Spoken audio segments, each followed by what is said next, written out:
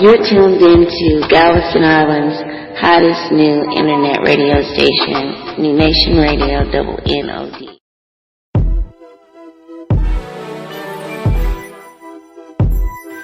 Yo, what up, bro? It's your boy, Mad Science. And if you are in the Galveston County area, make sure y'all hit up the Galveston mail room at 2724 61st Street, where they take care of all your mailing needs. They got notary, package drop off, private mailboxes, rentals with 24-hour access, custom packaging. They got greeting cards, man. Hours operation on Monday through Friday, 9 o'clock through 4:30. Saturday, come through between 9 and 1 o'clock.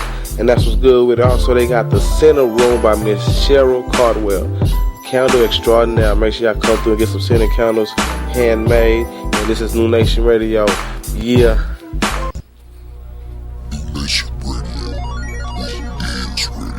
Leaving all the competition in the dust. Born in the competition with a feeling that something's missing. Bred in a corn addiction with a synthetic composition. On the brink of a civil war or the forming of one religion. I wonder what came first, dinosaurs or Darwinism? Pledging allegiance to a flag since elementary. Writing curses and casting spells, stung by the spelling bee. And they say congratulations, you graduated. From slavery to paid slavery, you actually made it. Here, take this gown and cap and wave it. Like a celebration or going to school just to get a job to pay for it. Like a nation that traded its minerals in exchange for paper payment.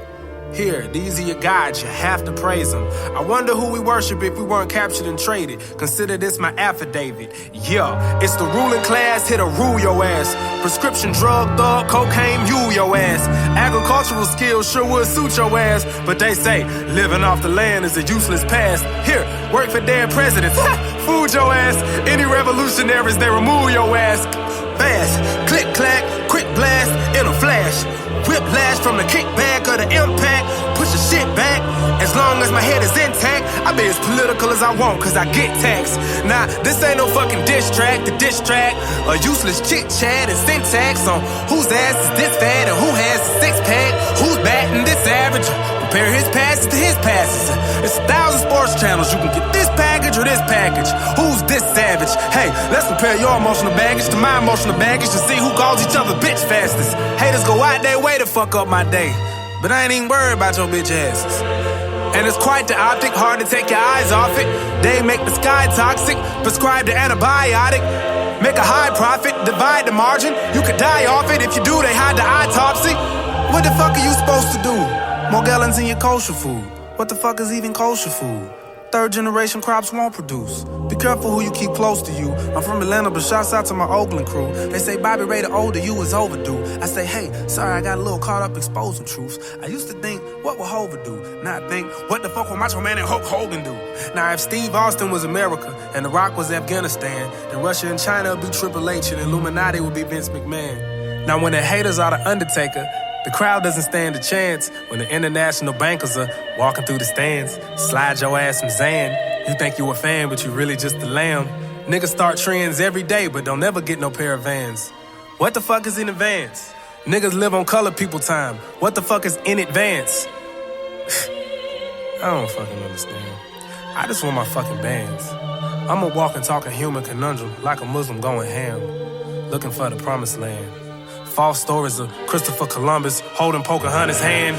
Black history is the shortest month. I just hope you understand when the native Indians don't get shit but Thanksgiving and some yams like, here's a few casinos. Sorry we took all your land. Well, let's just move on because America's great. Man, I fucking love it. Democratic or Republic. Lightning rod, change the subject. All of these religions, I'm glad I found one. All of these beliefs, and mine's the right one. Trying to process all of this info you hide from. Till you wake the fuck up, I don't need advice, son. Culture and religion condition your mind, hun. Whatever's prohibited, I'ma defy them. The smell of freedom is making my eyes run. To authority, I'm the antithesis. I'm not a pacifist or a philanthropist. And I ain't got all the answers. I just got a louder mic and better stances, bitch. Oh, I'm sorry, did I offend you? What the fuck you think goes on in schools you send your kids to? What the fuck you think they serve for lunch? What's on the menu? That's my only ratchet shit is what these kids is into. A language comprehensible. Friends do what they friends do. People act so fucking hard, but really they just gentle. Psychological children. Grown-ups with issues. Grown-ups with children who grow up with issues. Cancer tissues, abandonment, misuse, subliminal marketing, screaming, here, let me fix you. I have the cure. I have the remedy. I am the savior. I am not the enemy. But give me your money, give me your money, give me your money. Everybody's in debt, but this is the free country. They dock your pay, what a mockery. Why you on the clock? Hickory, dickory, dockery. They want cable, they want coffee, they want comedy. Anything to take their mind off being property. Trying to say it properly, working on my tech, but I am the anomaly. They know I'm the shit like a colonoscopy. They know I'm the shit by just looking at my discography. They know I've been sent to awaken this idiocracy. Mass media, hypocrisy, turn you to a worker bee, harvest the honey tree. I'm just being honest, B. Mother Earth quakes underneath. Father Sky up above the sea. God the Father, the sky. Son of God, the Son. Amen Ra, the I. No more amen, no more folded hands, goodbye. Adios, au revoir. Thanks.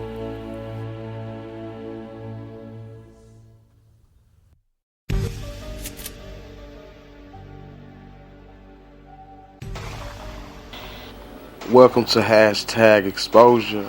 That was B.O.B. exposing the truth. Today we got a very controversial topic, the flat earth theory. You feel me? So I got a very popular debate from credible sources. And the debate is the earth flat or is it a sphere? Y'all sit back, open your third eye, and make your own conclusions. New Nation Radio. We is radio. All right, well, up first today we have Stephen with a brand new topic on the show. Stephen wrote in and said, have you examined the world in which you live? Do you believe you are living on a spinning sphere because someone told you, or do you know from personal experience? Hello, Stephen. How you doing? Good. How you doing, Stefan? Well, thanks. I'm well. So I wondered if you could expand upon this in a non-spherical fashion. Well, recently, if you've seen it or not, there's a growing group of people who are doing experiments and coming forward and stating that the Earth is a flat and motionless plane. That's the expansion? Well, basically. Okay. And so it's it's motionless and it's flat. And do they have any idea how thick it is? That's an interesting question, but no, like the Russians have dug about 8 miles deep, and that's as deep as anyone has ever been. Right. And where's the center of gravity? And look, I'm as fine with unusual questions as the next guy. I'm just sort of trying to wrap my head around it again in a non-spherical fashion. And where's the center of gravity in this on this flat plane? Well, in our motionless plane, there is no need for gravity. We have electromagnetism, attraction between forces that attract one another. So is it that we are magnetically attracted to the Earth and we're magnets not, gravity is not part of the equation, right? Yeah, it's an electromagnetic universe, not a gravitational universe. Oh, okay. So now, do we orbit the sun? No, the sun, stars, and moon orbit us. Okay, and Mars, of course, orbits us, so it's Earth-centered solar system, and the Earth is like flat. Is it round and flat like a dinner plate? Yes, it is. It is a circle around the North Pole, surrounded by Antarctica, like a pizza dish. So Antarctica is like Saturn's rings around the flat thing, right? That's the very edge? Yeah, Antarctica is the edge of the world. Right, okay. And so when people believe that they're flying around the world, what happens? You can fly around a circle. But if they say that they're heading in one direction relative to magnetic north, Yes. if they're continuing to go east, and then they end up back where they started? Yes, east and west is only relative to magnetic north. Compass is only point north. Oh, so they're flying not around the world, but in a circle around the North Pole, which is at the center of the flat Earth. Yes. Okay. And so this, of course, requires some challenging reorganization of our spatial orientation, which, I'm fine with. I mean, I'm asking people to reimagine society without a state and ethics without a deity and so on. So, again, I am fine. I'm sorry? I certainly agree with you on all the anarchist qualities of what you've been talking about for a long time. Yeah, that may not seem like a ringing endorsement to some of the listeners, but that's as it may be. So, why is there a deity involved in this formulation? Well, to me, I don't really ascribe to any religion in particular, but after finding out what I know now, I have come from being an atheist to believing in a higher power. It would be pretty tough to maintain that the Earth is the center of the universe, everything revolves around the Earth, and for there to be no deity. That would be kind of tough, right? That would be like a weird coincidence. Of the entire infinity of 100 billion galaxies, they all revolve around the Earth, and the Earth has a distinctive shape relative to the rest of the universe, at least because, generally matter that is more than a couple of 100 miles across tends to coalesce, as you know, into a sphere. And gravity has its arguments. The pro-gravity proponents of the case have this argument that says, well, since mass wants to find its closest proximity to the center of mass, you end up with a sphere, which is where we see the rest of the planets in the solar system, the sun itself, the moons, at least the moons at Ceres and Phobos around Mars are pretty small. But the moons that we can see that are of any reasonable size, sort of above asteroid size, tend to be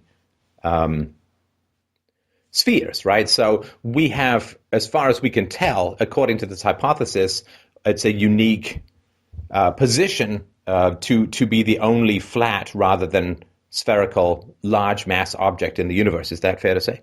Well, in our model, we don't really we don't believe in things that we can't see and verify for ourselves.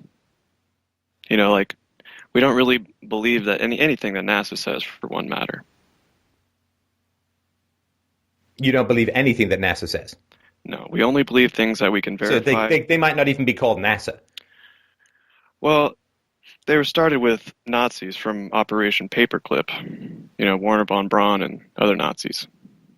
Okay, before we go to the National Socialist connection, there is a uniqueness in this cosmology. There's a uniqueness to the world, and that the world is flat and round like a dinner plate rather than spherical. Is it your contention that the other celestial bodies are not spherical?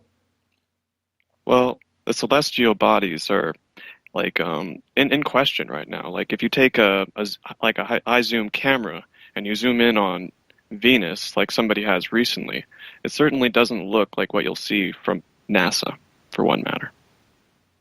I mean, I've had a look at Venus when I was younger. I bought a telescope when I worked, and it did appear to have little crescents, the way that the moon did, but of course much smaller. Yeah, telescopes are curved. The lens is curved, like convex. Well, except that, of course, it correlates with what we see with the moon, that the moon has crescents that would indicate a spherical reality.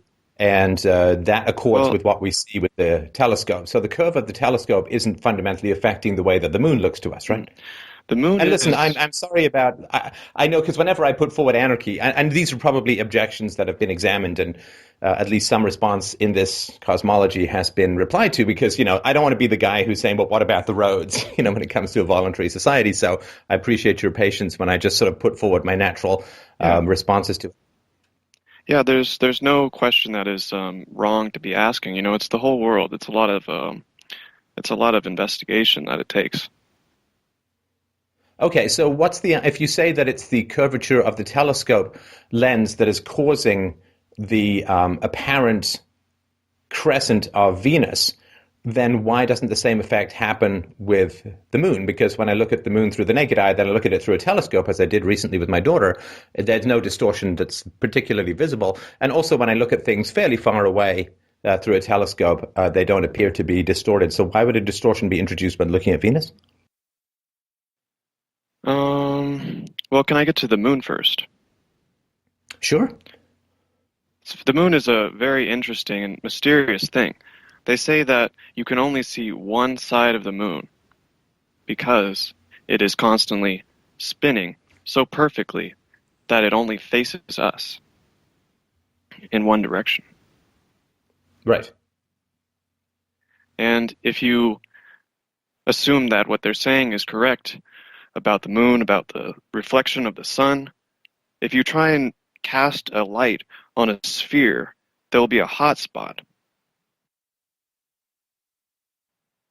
And when you look at the moon is equally illuminated from top to bottom on a full moon. Well, yeah, but that's because the sun is 93 million miles away. It's not a flashlight pointed, 4 inches from an orange, right? So there's not going to be a hot spot if the light is that diffused, is it? Well, on our model, the sun is about 3,000 miles up, and we do have a lot of ways to confirm this. And is that right that it's 32 miles across?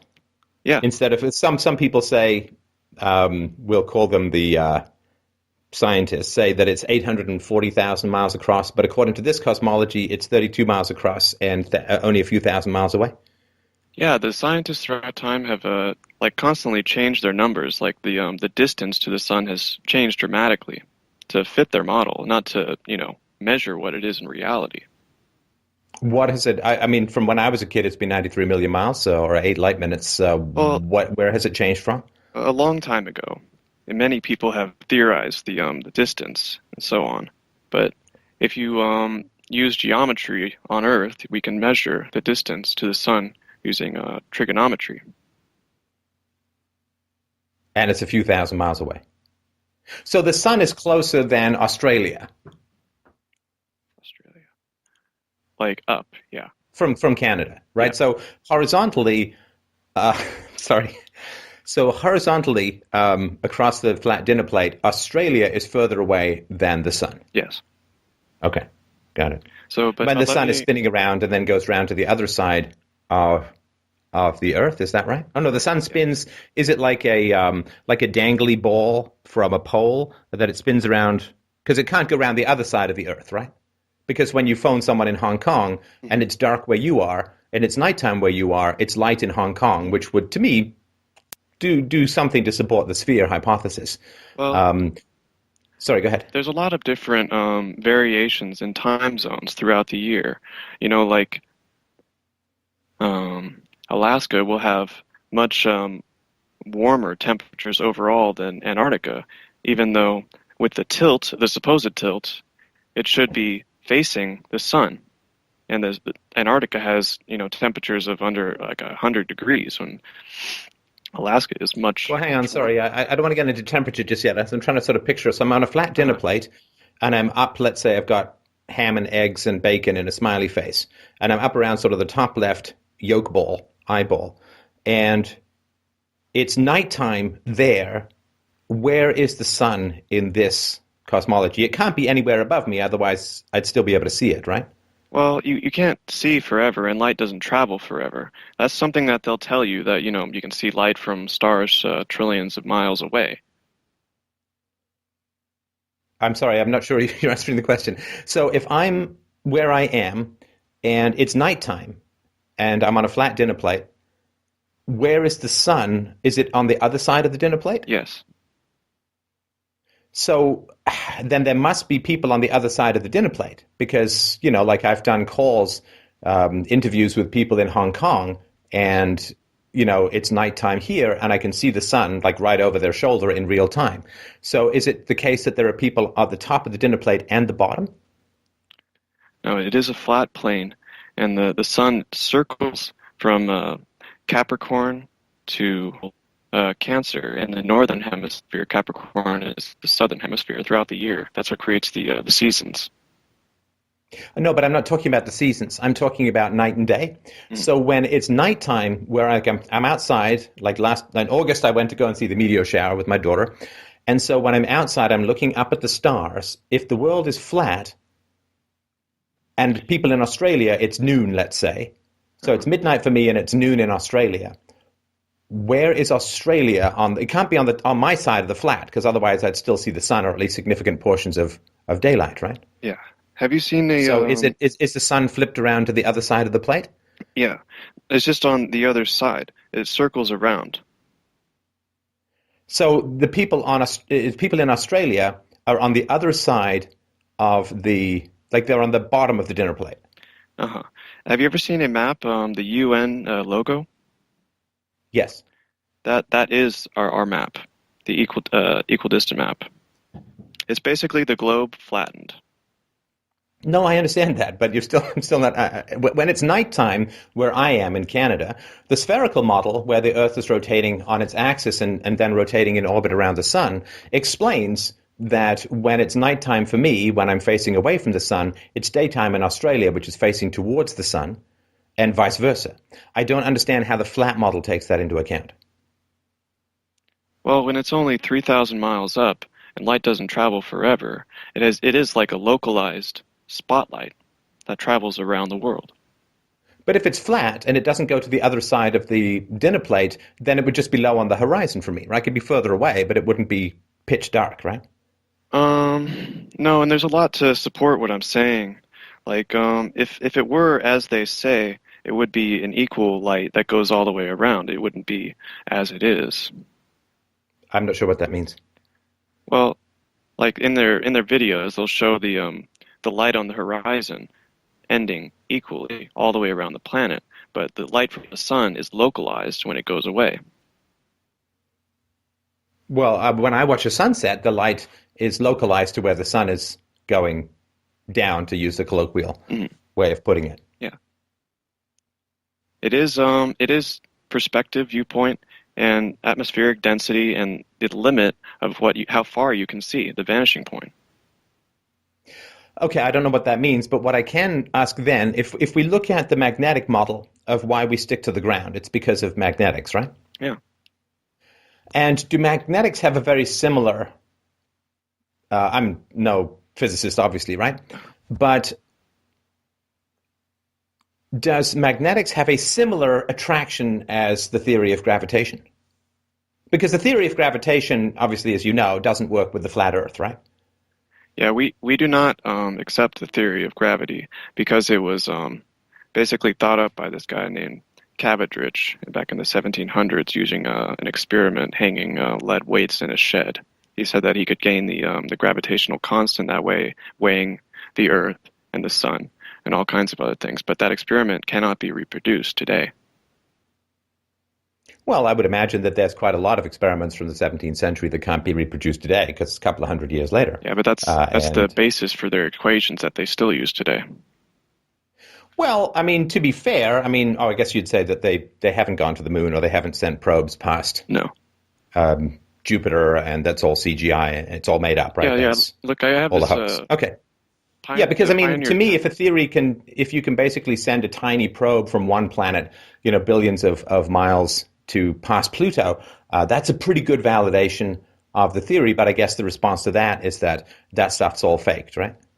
I mean, like, how are they sending messages back and forth that far? It doesn't really seem plausible to me. Like, Pioneer 10 was a probe that they said was sent to Jupiter through the asteroid belt, launched on March 3rd, 1972. It was said to have arrived at its destination over 365 million miles away in only 20 months, bringing us images of Jupiter that could have easily been faked. Okay. So, of course, another way that people think that the Earth is a sphere, I guess you'd say it's more flat like a dinner plate, is, of course, when the Earth is between the sun and the moon, we see the curved shadow of the Earth against the moon's surface moving across it, right? Yeah. I'm not an expert on the subject, but it does have something to do with an electromagnetic vortex that moves in between. Like, I've just heard of this yesterday. I've been researching this topic for about 9 months, and I learn new things every day. I'm by no means an expert. I just, I was trying to make contact with you because I do admire a lot of what you do. Okay, so there may be an answer at that. We don't have it. And wouldn't it be possible, of course, to see the edge, right? Yes, but because you say you don't believe things that you can't see or have no visual evidence of. Do you have any photos of the edge of the world? Here's the thing. There's a thing called the Antarctic Treaty. The Antarctica is actually guarded by every country around the world. I've seen documentaries from there. Yeah, you're not allowed to go there. And when they have people go there for a tour, you only go to like a pinnacle outside of Southern America. There are no flights crossing Antarctica. There are no circumnavigations. You can circumnavigate east and west, but you cannot circumnavigate north and south. So nobody flies over Antarctica and sees the edge, right? No. Like Operation High Jump, Operation Deep Freeze, and Operation Fishbowl are also operations that were carried out by Admiral Byrd after World War II that went into Antarctica to explore. And there's a documentary of him talking about all of the things down there. But you have no proof of the edge, right? We would love to go down there, but we're not allowed to. You have no proof of the edge, right? No. Okay, I mean, that's important, right? I mean, because so it remains a hypothesis in that there's no proof. Yeah, just like, the globe. I'm sorry? Just like the globe remains a theory. Let's just say that the elaborateness of the deception is something that is a little tricky for outsiders to accept. Well, let me ask you this then. So, of course, if you just jump into the sphere model for a second, there are constellations that are visible in the northern hemisphere that are not visible in the southern hemisphere, and so on, and they tend to tilt around a little bit depending upon the seasons, right? Yeah. And so, and that, as far as I understand it, the visibility or invisibility of the constellations accords with a spherical model of the Earth rather than a flat model of the Earth where you'd be able to see a lot more constellations because you're all pointing in the same direction, right? Well, that is an interesting point. But the thing is, on a world that is spinning 1,000 miles an hour, spinning around the sun, spinning around the universe, which is going... Wait, sorry. Sorry, do you mean the current model, right? Yeah, the globular model. Okay. So if that's happening, we would be able to see something far different in the stars than what we do now. What we do now see is people from Capricorn are able to see the northern pole star, Polaris, where they should not be able to. Polaris does not move. It only moves in a very small circle, and the rest of the stars rotate around it. Wait. You're saying according to the current model, like the globular model, the stars rotate around Polaris? Everything is the same on both models. They just make it so that it works. I'm not arguing that it works on the globular model, but I'm saying that there is no curvature. There is no proof. On a globe that is 25,000 miles in circumference, there should be a curvature of 8 inches per mile squared, and we have measured it. There is no curvature. Like, people will say that Kansas is as flat as a pancake, or the Bolivian salt flats you can see for basically 100 miles. There is no curvature. Like, if, you can say that Kansas is flat, but where's the extra curve to make up for the flatness of Kansas or the Bolivian salt flats?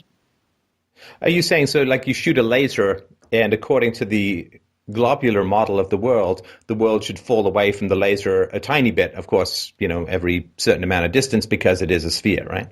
Yeah, I'll give you for the first 5 miles would be 16 feet of curvature, 6 miles, 24 feet, 7 miles, 32 feet, 8 miles, 42 feet, and 100 miles, 6,666 feet, exponentially growing because of the nature of a ball.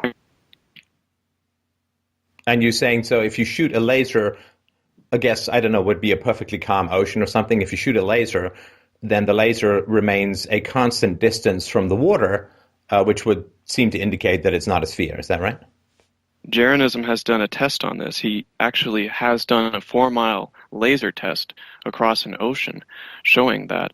Like, he pointed a laser at this board, like right on the water, a whiteboard. He pointed the laser on the water, had someone on the other side of the ocean, 4 miles away, and then he could look at the laser, and there is no curvature.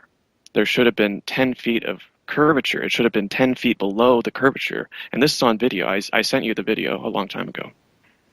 And so when I went very high altitude when I was 6, and then again when I was 16, flying from England to Africa, the curvature that I saw, would that be just something that I expected to see and my sort of eyes made it look that way? All fuselage windows have a curvature to them. At 30,000 feet, you would not be able to see a curvature even if it was a globe of 25,000 miles in circumference.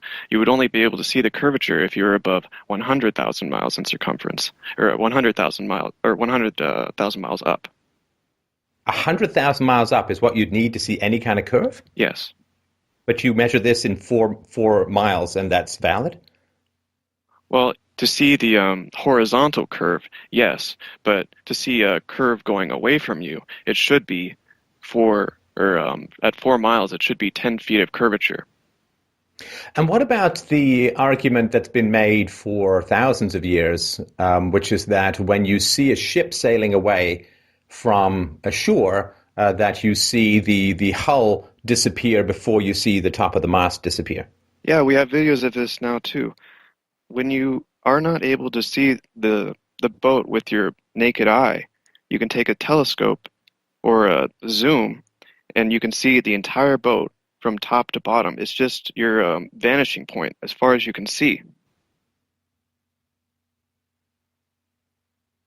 So it's a trick of the eye? Is that a mirage thing, or a trick of the naked eye? Well, you can't see forever. I'm certainly not going to dispute that, especially over 40. Yeah, it's just atmospheric density. Like when we're at the bottom, like sea level, it's especially dense. The higher you go, the further you can see because air gets lighter. Right.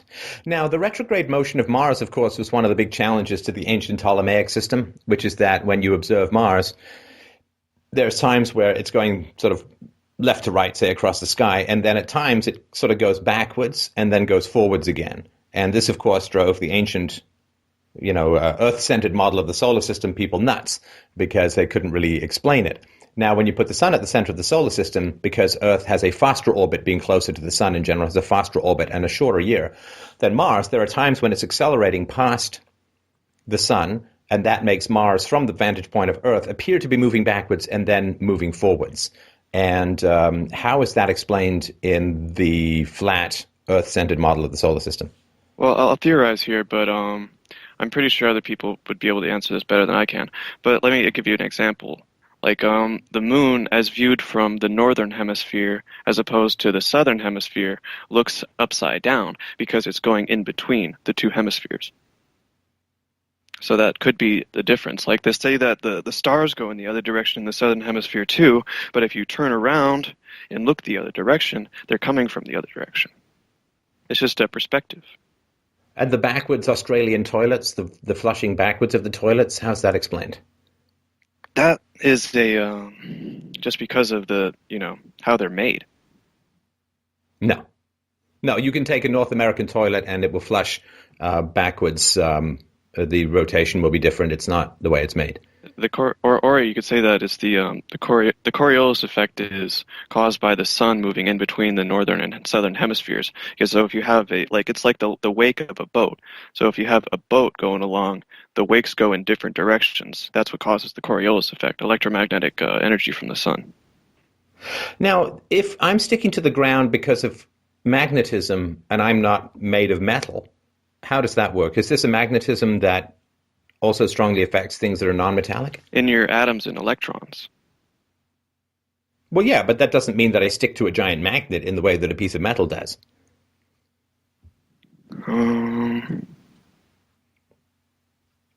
Like I've said, I'm not an expert. I don't think anyone is. We're just learning. I've been at this. Well, no, but I think if you say that we stick to the ground because of magnetism, but magnetism primarily affects metal, and we're not metal, that seems like a fairly big stumbling block to be addressed.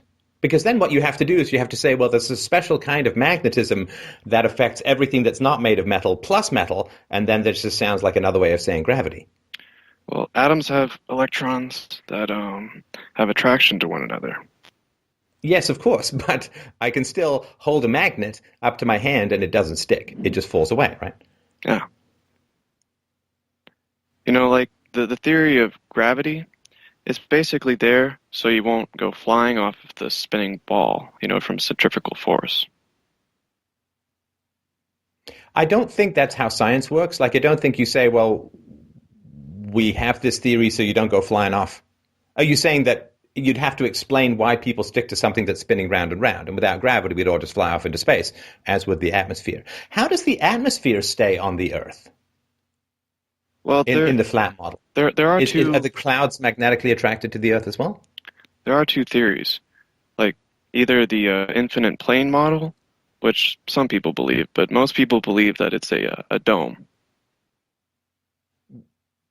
Oh, like a Stephen King dome over a town kind of thing? Like a Truman Show type enclosure, yes.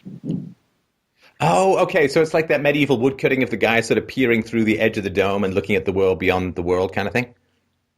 I guess you could say that. Okay. And how high is the dome? Let's see. Well, people, I sent you a video of an amateur rocket going up 73 miles and then hitting. If we're talking about the dome model, I would imagine that it would be higher in some places and lower in others, like lower in the southern hemisphere than in the northern hemisphere. And do you have any idea what it's made of? I assume it's clear, of course, because the sun has to shine through it. The sun is not under the dome, right? There's some people who think that it's made of sapphire. There's some people that think the sun is above the dome. There's some people that think it's in it. Oh, the sun is in the dome. These are all theories. I don't know whether I'd quite call them theories as yet.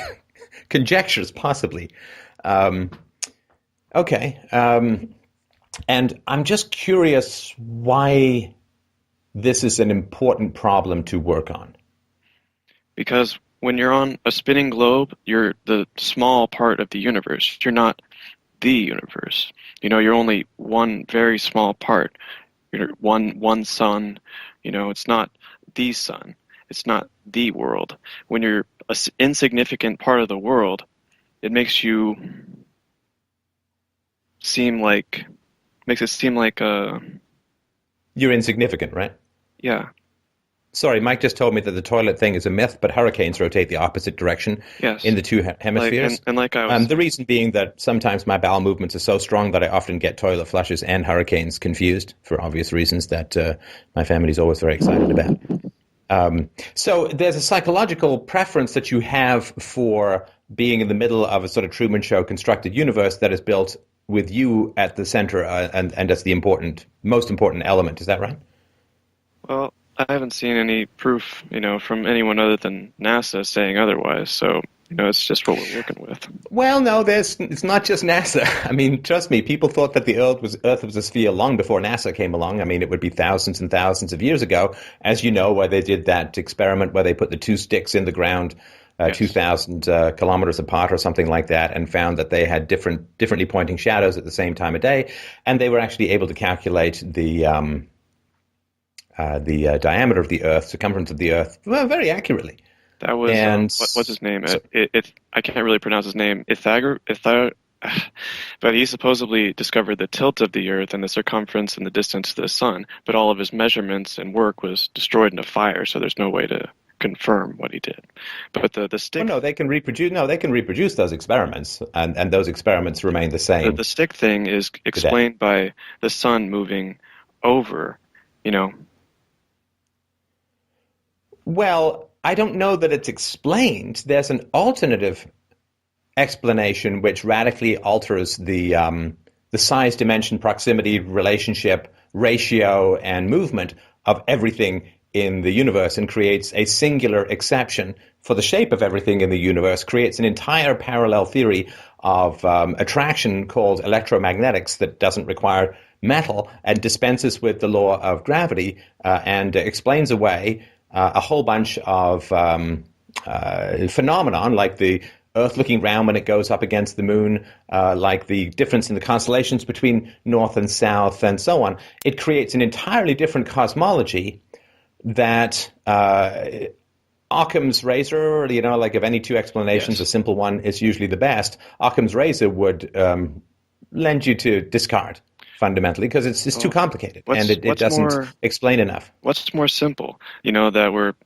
spinning on our axis and tilted and spinning around the sun and spinning around the universe and all that, or just we're a fixed and motionless plane. I mean, have you ever felt a spin or a motion?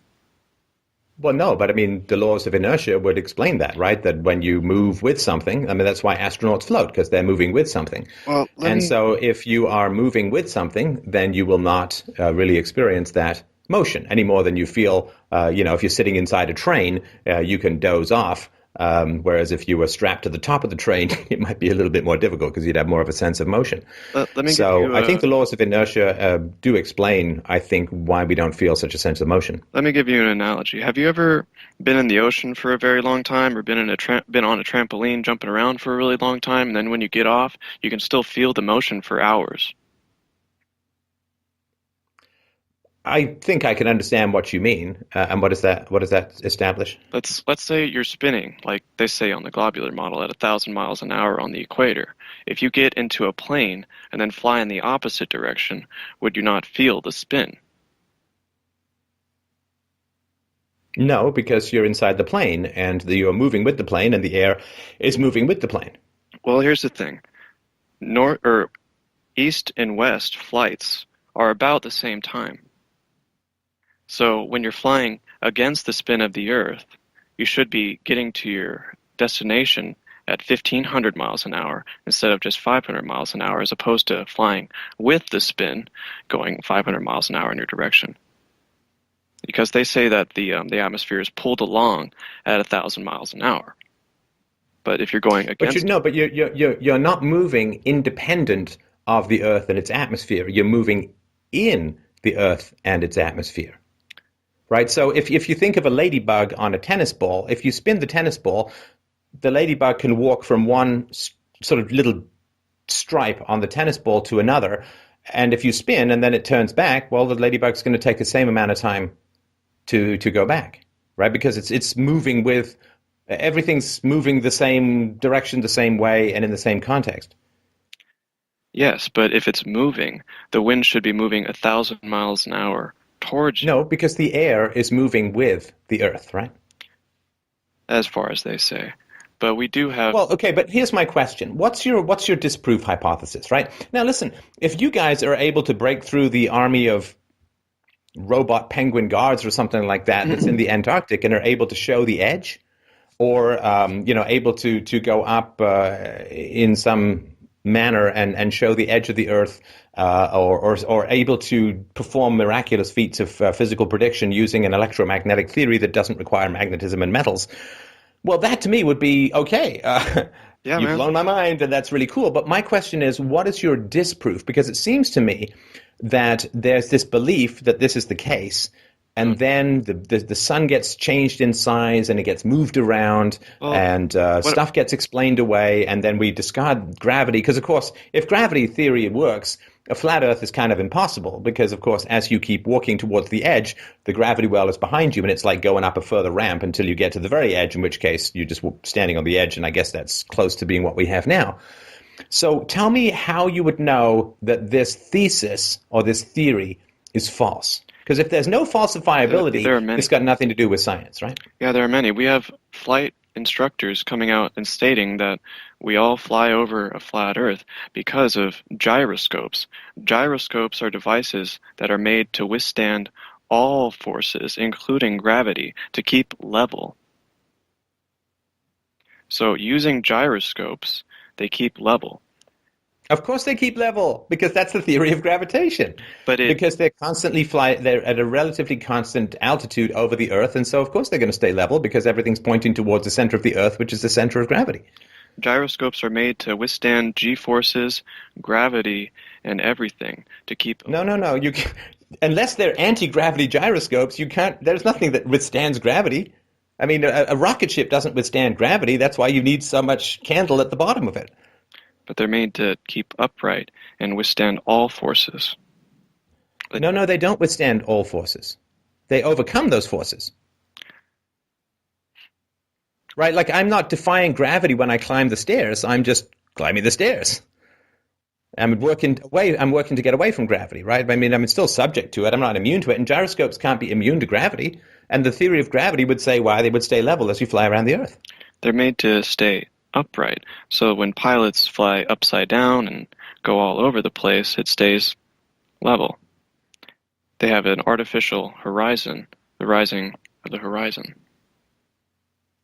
So when they fly, they keep level. On a globe, flying at 500 miles an hour, you would constantly have to dip down your nose to keep at the same altitude. But what they do is they fly at the horizon. The horizon always rises up to your eye level, no matter how high you go. On a globe, the horizon would always drop down. But on all amateur balloons going up to over 125,000 feet, it shows no curvature. It shows the horizon at eye level and no curvature. So you still need to tell me how you would know if your theory is false. How we would know if it's false? Yes. I mean, you have to admit there's quite a lot of evidence for the sphere, right? I feel like there is much more for our model at this point. There's quite a lot of evidence for the sphere. I mean, because you have to wish NASA, you have to have created this. It is obviously a big conspiracy. If this truth must be known to NASA, it must be known to aeronautics engineers, it must be known to engineers, it must be known to like the people who build the big wide suspension bridges where they try to take into account the curvature of the Earth and make the pillars a little bit further apart at the top than at the bottom to take into account that. It must be known to like millions of people around the world. Yes. And I would assume that they've let at least some civilian leaders in on this. I assume that people who are creating rockets, intercontinental ballistic missiles, they would all have to know. And then you'd have to have this massive conspiracy, of course, to keep this information from the public and also to create thousands and thousands and thousands of hours of, not just doctored, but radically created image. And also you'd have to have, because there are satellites floating around the Earth. What would they be, holographs or something like that? Well, there is quite a lot of people that you'd have to have in on this conspiracy, none of whom would ever tell the world, and none of whom are benefiting economically from keeping the secret. It creates jobs, and many people's jobs depend on not learning the truth. But many people... So whose jobs depend on not learning the truth? Like everyone you said, everyone who works on supposed satellites, everyone who works with the curvature. But we have land surveyors, flight instructors, U.S. Navy missile instructors, many experts. No, we're talking about disproofs at the moment. So are you saying that the fact that because of the curve of the Earth, it was believed that we need what Arthur C. Clarke, I think, this geosynchronous orbit with the communication satellites, that we didn't actually need those because we can send the radio waves or whatever it is straight across the flat Earth. So we didn't actually need those satellites, and they were a hoax in the launching, and the fact that they seem to be flying by overhead, how is that created? Because that's a lot of work. If you don't actually need that, why would you divert money from your weapons programs to create satellites unless there was some value in terms of overcoming the curvature of the Earth? Well, let me give you an example. The DEW line was a distant early radar system that was stretched across the Fullerton. Wait. Are you not answering my question? Well, it seems like you're not answering my question. Well, I don't want an example. I want to know why it was that every government in the world threw up these satellites that were completely unnecessary according to the flat Earth model. Well, why can we see them? There are some theories, like the ISS that they'll tell you comes over. They say that satellites could either just be like already there, already unexplainable things that they just say, oh, those are satellites. Because when you look at the ISS, it doesn't exactly look like a space station. It looks like a self-illuminating light. A what? It looks like basically another star. Looks like a light. Like when they say that's a satellite passing over, it just looks like a light in the sky. But if you look at many different supposed satellites going throughout the sky, they'll do very strange things. They'll have very strange movements, things that satellites don't I've never do. seen that. I've seen the satellites just slowly cruising above. I've never seen satellites doing anything strange. Again, that's just my particular observation. We have But are many you saying people- the satellites either aren't there, or they're there but they're not satellites? Or what? On our model, satellites don't exist because they're impossible. Here's something. Well, no, they're not impossible. Look, the moon orbits the Earth in the flat Earth, right? The moon orbits the Earth.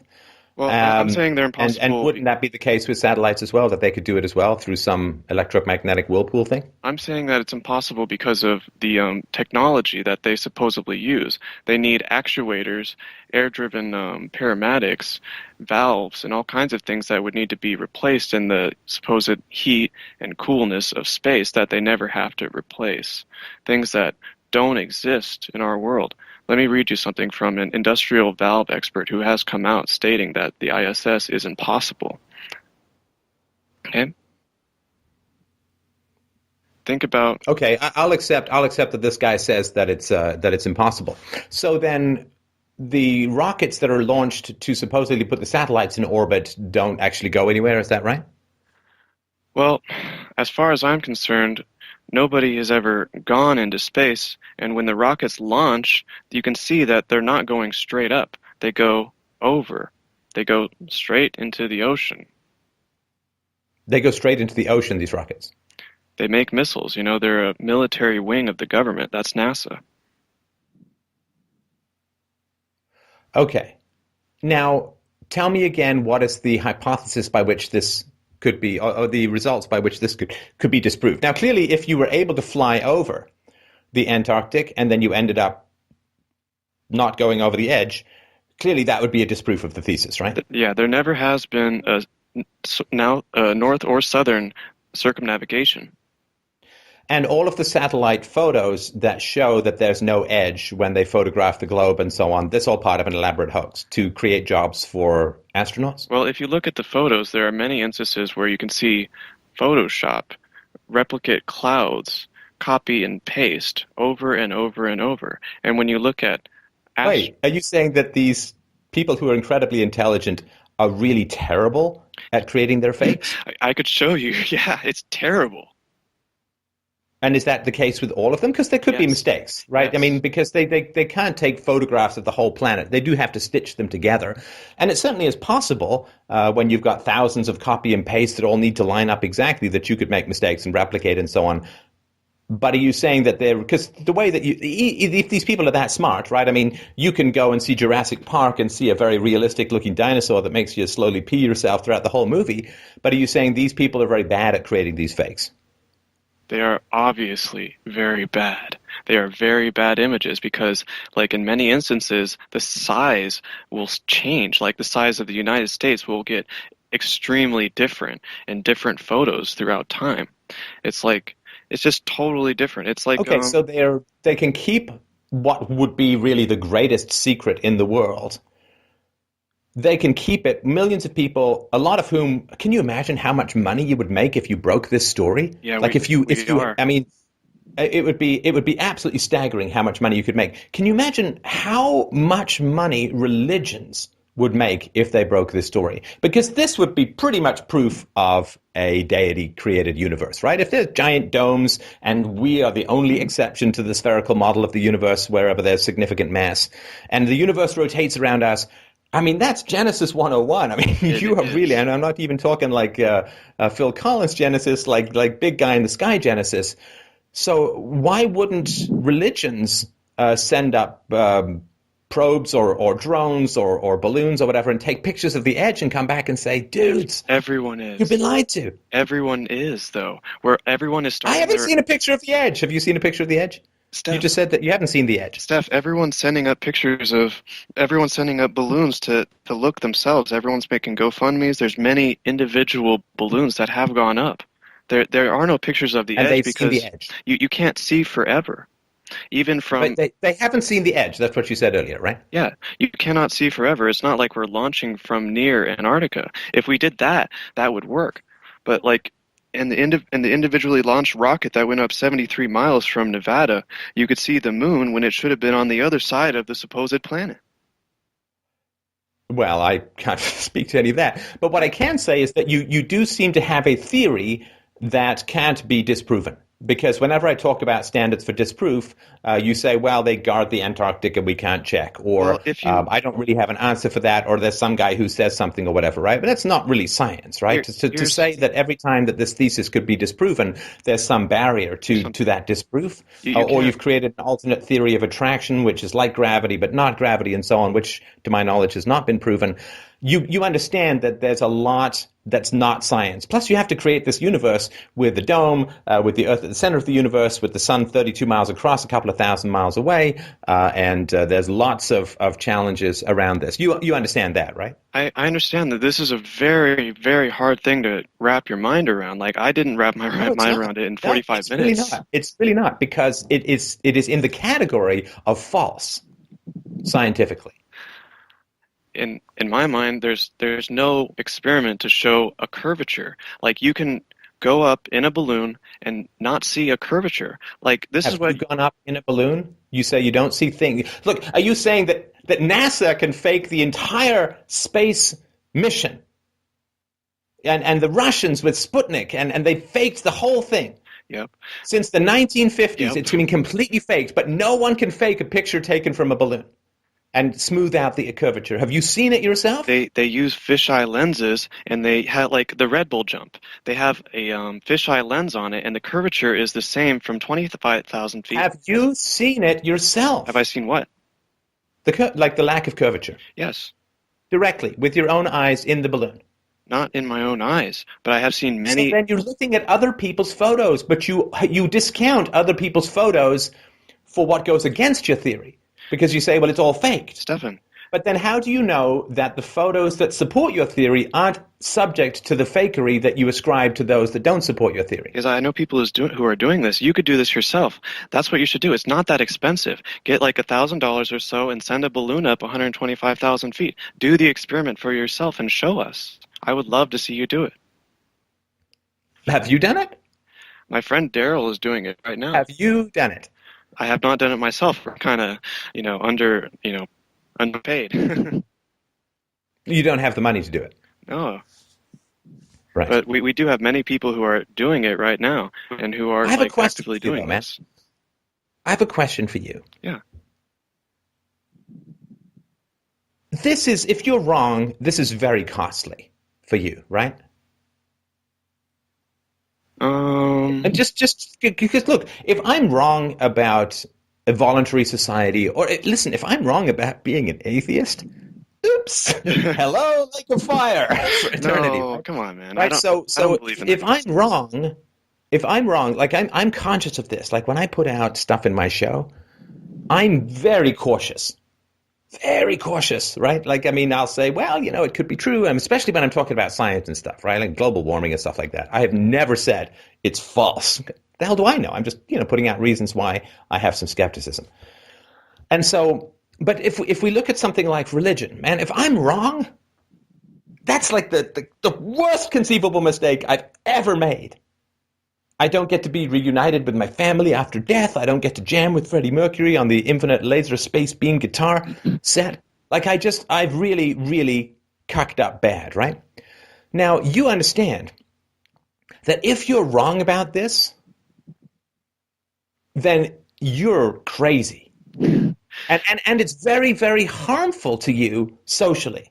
And again, this is not proof or disproof. I just want you to be aware of this reality, that if you're wrong about this, right, if there's no dome, if the world is not flat, if all of this stuff is just a bunch of crazy people, then this is doing significant harm to you in your life, right? Because you either got to bite your tongue a lot or people can look at you like you're just plain nuts, right? I've been looking at this for 9 months now, and I'm actively telling everyone I know because I have seen all of the evidence that I need, but I am still learning all the time. No. You cannot discount the photographic evidence of what displeases you and accept the photographic evidence or video evidence of what pleases you. When you say, well, I've looked at the photographic and video evidence and it convinces me, but then you say that all the NASA stuff is faked, this is where you're not thinking clearly. If you have one giant button that says discount all photographic and video evidence, you can't just push it for one side of the equation but not the other. You can't push it and discard everything to do with NASA and everything to do with ancient history and everything to do with people who make globes and everything to do with people who circumnavigate and everything to do with cruise lines and airlines. And you can't say, well, all of that photographic and video evidence is bullshit, but all the stuff which conforms to my theory is valid. Like you said, the flights only travel through the northern hemisphere because that is the only short route. You're not listening to what I'm saying. You're not listening to what I'm saying. I am. What I'm saying is you've not seen this directly yourself, and you discard all of the visual, all of the multimedia evidence for the position you don't like, and you accept it all for the position that you do like. I only discount things from the governments that are obviously fake. Like, you don't trust the government. You can't say that every single piece of media that has been produced by NASA and produced by the European Space Agency and produced by the Chinese Space Agency and produced by the Russian Space Agency for the past 60 years, that it is all obviously fake. Well, you haven't reviewed it all. I have been looking at it. Come on. You have not reviewed it all. Please don't insult my intelligence. It's the internet hive mind. Everyone makes compilations. Look at them. When you look at supposed spacewalks, there's bubbles in space because they're in a pool faking it. Why would they be in a pool faking it? That would be a terrible way to fake it. Why not just go into an airplane like they did when they made the movie with Tom Hanks and Kevin Bacon about Apollo 13? That's how they fake it. Because they're bad at it. No. They're bad at faking something that fooled the entirety of mankind for 3,000 years. Steph, they put this on MSNBC. Like, their training is in a very large pool. And in every single spacewalk... Oh, is it possible that somebody has taken a pool training video and said, oh no, this is a real spacewalk? No, because this is what they put out as real. Chinese and American space agencies... Maybe they misclassified it. Maybe they got the wrong video clip. I mean, there are simpler explanations than the world is flat and the sun is 32 miles across and a few thousand miles away, somehow embedded in a giant dome created by a space goblin. Well, there are simpler explanations to what you're talking about. And what about the private space agencies? Like SpaceX? You say you discount the government. What about the private space agencies? They have lots of photos and videos. They're government subcontractors. Oh, so you can discount them too? Like SpaceX. So everything that doesn't conform, you understand, I'm trying to fight for you here. I'm not trying to fight against you. I'm trying to fight for you. Everything, you have a magic wand which says everything that doesn't accord with your hypothesis, with your preferences, can be waved away. Because you can just say, well, it's faked and there was a bubble. Oh, they're government subcontractors. You can get rid of that. Oh, we can't go past the Antarctic to actually check where the edge is. That's a pretty important thing. We can, because we can calculate where the curvature should be. We have photographic evidence, and I have seen much further than I should be able to see on a globe. Hang on. Photographic evidence? And I live in California. When you go to the Great Valley, you see much further than you should be able to see on a globe. These are things that you can find out for yourself. Like if you go to the CN Tower in Toronto, you can see... Okay, so hang on. You're saying that when I brought up the example of the ship sailing over the horizon, you said that that was invalid because my eyes were playing tricks on me or something to do with the atmosphere. But when you go to California and you look across a smoggy countryside, somehow it's perfectly valid as a way of figuring out whether you can see far or not. You understand? Your stuff doesn't hang together, and I'm saying this to you because I hate the cost that this is having to you professionally and personally. You may meet some great woman or guy, I don't care who you're into, could be an alien, I don't know, but you might meet some great woman and then you're going to go off on this flat earth stuff and she's going to take several slow steps backwards. Or she's going to hit you with these kinds of critical questions, which I'm telling you, man, you're not answering very well because they're kind of unanswerable. No, it is atmospheric density that determines how far away you can see. And by using a telescope or a zoom, you can see further, but you can't see infinitely far. You can see further than you should be able to on a supposed globe. So what you're saying is that you keep repeating that you can't see infinitely far, right? Yeah. The fact that you feel the need to say that tells me that you're not thinking critically. Like, if I said to you, well, if I kept repeating to you something like, you can't see through a wall, that would be kind of a weird thing to keep hearing, right? Now, saying, well, you can't see infinitely far, I mean, of course you can't see infinitely far. Why would you need to keep repeating that, right? I mean, this tells me that you're kind of stuck in a loop here, right? Well, it's a What hard is thing. When you say you're underpaid, what's your job? What's my job? I work in a warehouse. You work in a warehouse. Yeah. Right.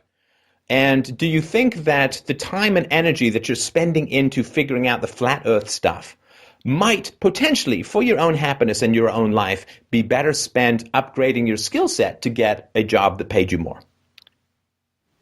No, because this is the most important thing. This shows that every government around the world is indeed working together. This is how we stop world war. Do you understand that?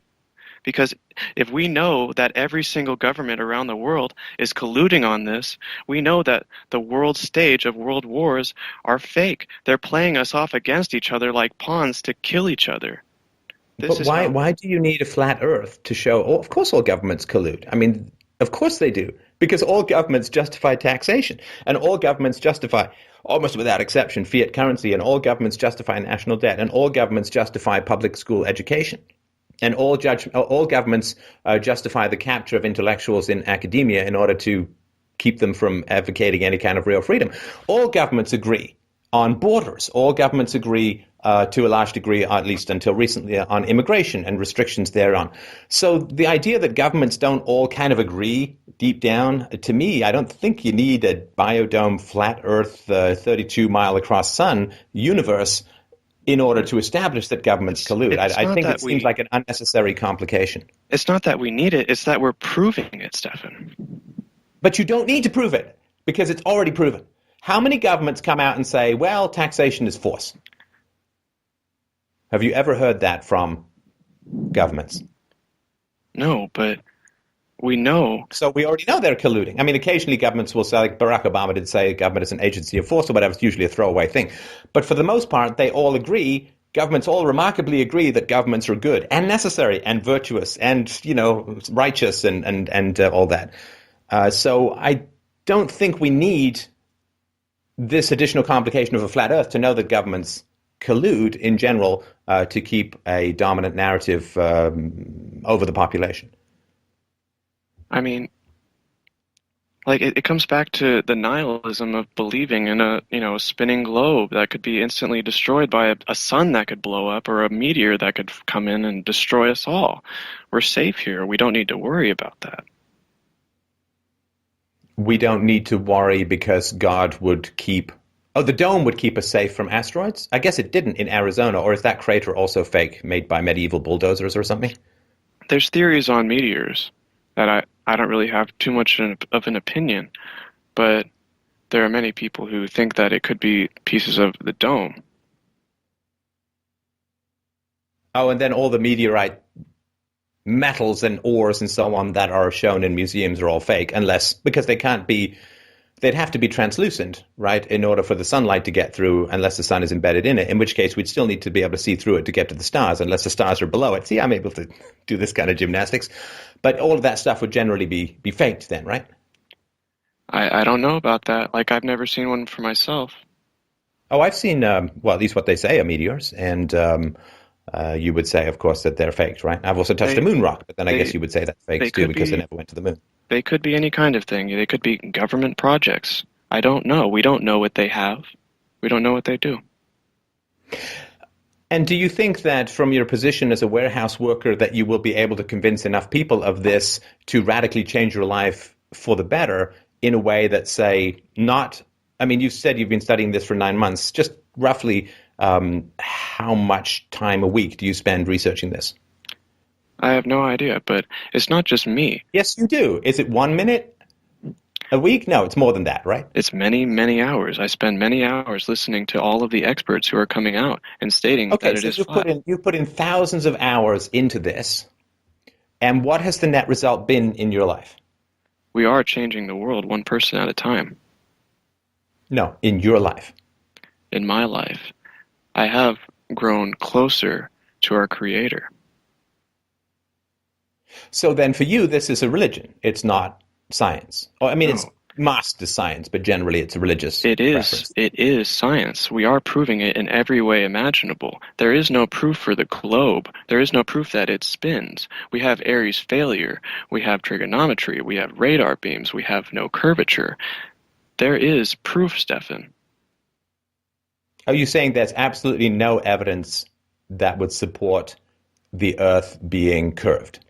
All of what they say as evidence would work perfectly fine on a flat model, which it actually does because it is flat.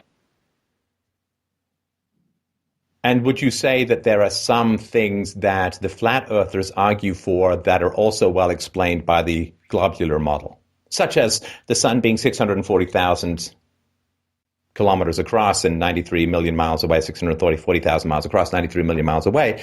That would explain some aspects of what the 32-mile across, relatively close sun. They both explain some aspects of it, right? Yeah, I don't deny that it works on their model because they've had 500 years to work out all the kinks. We're just Actually, a figuring. couple of thousand years, but okay.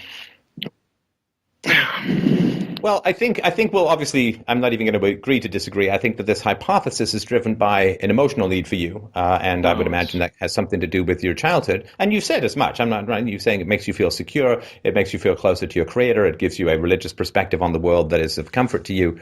And that doesn't, again, that's not an argument to say that everything that you've said is perfectly false. I'm just saying that it is driven by an emotional need, and therefore it is resistant to empirical evidence. Now, I have no problem being resistant to empirical evidence because we all have to invest in a worldview, and we do all have to, the more we commit to that worldview, the more invested we become in it.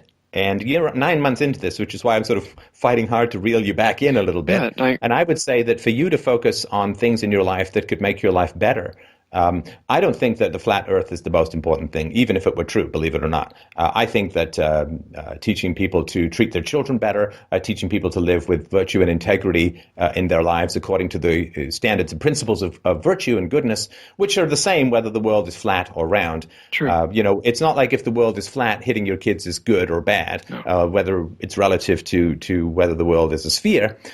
We have work to do in making the world a better place and having people reject the non-aggression principle, which is completely independent of the cosmology of the planet. A murder is a murder, whether the world is flat, round, or banana-shaped. So I think that there's a huge amount to do, which is much less controversial, much more supported by science, and much more acceptable to people as a whole, rather than trying to rewrite everything that they've been told about for thousands of years in their brain, for which you have to admit there is a fair amount of fairly compelling evidence. You can say it's all doctored, but it's pretty compelling to the majority. Anything other than space agencies? Can you prove that it's a globe yourself?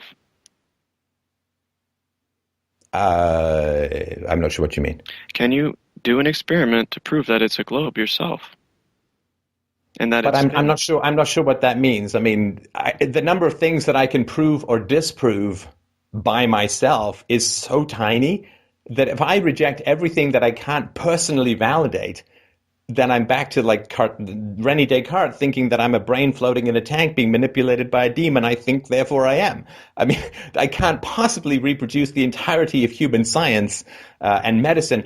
I mean, I've never seen an atom. I've never seen an X-ray. I assume that radiation isn't just tiny pixie demons attacking me with beaks, right? So I would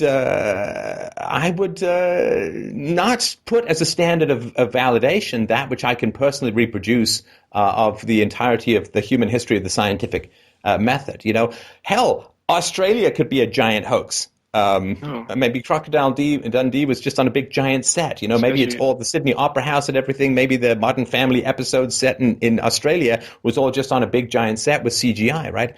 I mean, you can say maybe there's no such thing as spelunking because I've never gone deep into caves. Maybe there's no such thing as really, really high mountains because I never climbed one myself, and maybe there's no such thing as underground rivers, and maybe you know what I mean. Like you can go on and on with the things that you haven't directly and personally experienced yourself. But we can. But there is sort of an Occam's razor thing where we can go with that which accords with reality and that which does not require massive and impossible to maintain conspiracies that go on for thousands of years.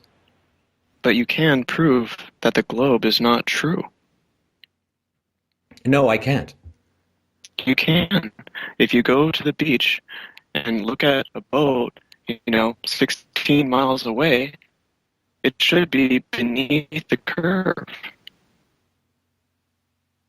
My understanding is that it 60 is. miles And away. I have actually, I have actually been at the beach, and I remember when I was in, where I was in Mexico many years ago, and I was sitting on a beach, and I remembered this thing from medieval science class in college or whatever, and I watched a boat go away, and the hull went away, and then the top of the boat went away, and I'm like, I'm validated, right? It seems to be curved. And then when you zoom in, it can still be there from top to bottom. We have this on video over and over.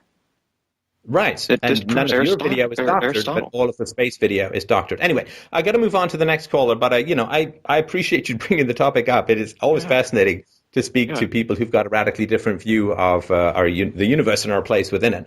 I'm afraid I remain, let's just say, squarely in the unconvinced side. But again, I really do appreciate you bringing up the case, and I'm sure that it's a good exercise in critical thinking to take a swing at these different kinds of ideas. So thanks, Stephen. I appreciate the conversation.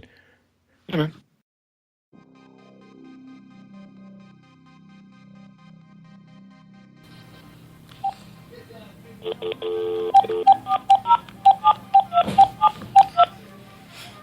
Let me see what science is doing. Yo, what's good? Hey, science, what's going on? It's Coco. What's up, Coco? Hey, I'm just calling to see what you're doing tonight. I was thinking we could get some drinks. Get some drinks. Oh, yeah, I heard about House Liquor over on 45th and Q, between Q and Q and a half, man. They got the best liquor, the lowest prices. It be going down, man. Hey, that's the business. That's what's up. So I'll see you later? Yes, I'm finna go stop by House right now. All right. Peace out.